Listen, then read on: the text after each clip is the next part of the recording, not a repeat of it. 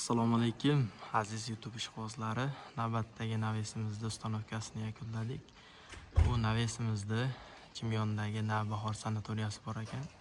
O'shani yonida bitta mahalla bor ekan. Akmal akamizni xonadonlariga ustanovka qilib berdik. 10 kun oldin zakazlarni oldik, vaqtida olib kelib topshirib, mana uylariga mos holatda chiroyli qilib ustanovka qilib berdik. Materiallari bilan ozgina tanishtiramiz. Ustunlarimiz 8x8, stenasi 1.7, asosiy xorlarimiz 4x4, 1.5, har 1.22 ga tushdi bu firmamiz. Firmalarimiz 2x4 profildan to'qilgan.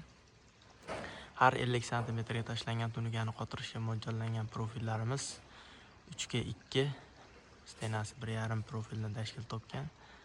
Tunugani qotirishdan oldin kraskalangan oq faner, undan keyin falga izol, keyin 04 qallikdagi SMZ, ya'ni Samarqand metal zavodi tunukasidan qotirib o'rganmiz.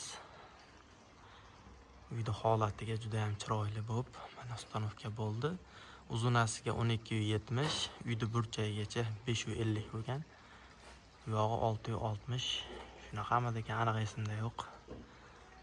Xudo xolasa mana chiroyli ustanovka bo'ldi. Kimga shunaqangi xizmatlar kerak bo'lsa, ekrandagi aloqaga chiqaverasizlar.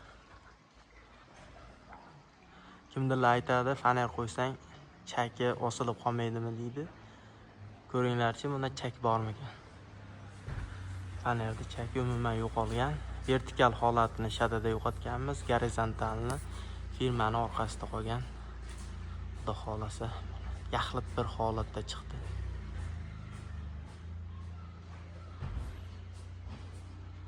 Razmeri endi esimga keldi. 5 ga, uzun tarafi 5.60 bo'lgan ekan. Bir tarafida ustun yo'q, shifrni qoshiga mahkamladik. Endi qotirganda ham shu shifrni uchiga ko'pchilik mahkamlab qo'yadi. Biz uni qilmadik. Yaxshi devorda murlati bo'ladi. O'shanda strafilaga chiqqan qo'l bo'ladi. O'shaning ustiga bizni mahkamlanadigan xorimiz tushgan. Xudo xolasa nagruzkali holatlarda ham zabardast baquvvat bo'lib chidab beradi. Uyda shifriga umuman nagruzka tushirmaydi. Kimga shunaqangi sifatli ishlar kerak bo'lsa, ekrandagi nomerga aloqaga chiqaverasizlar. Bundan tashqari polikarbonatdan qilingan naveslarimiz, darvoza, reshotka, perla deysizlarmi, temirdan nimaiki bo'lsa yasab berishlik qobiliyatiga egamiz. Xudo xolasa aloqaga chiqaverasizlar.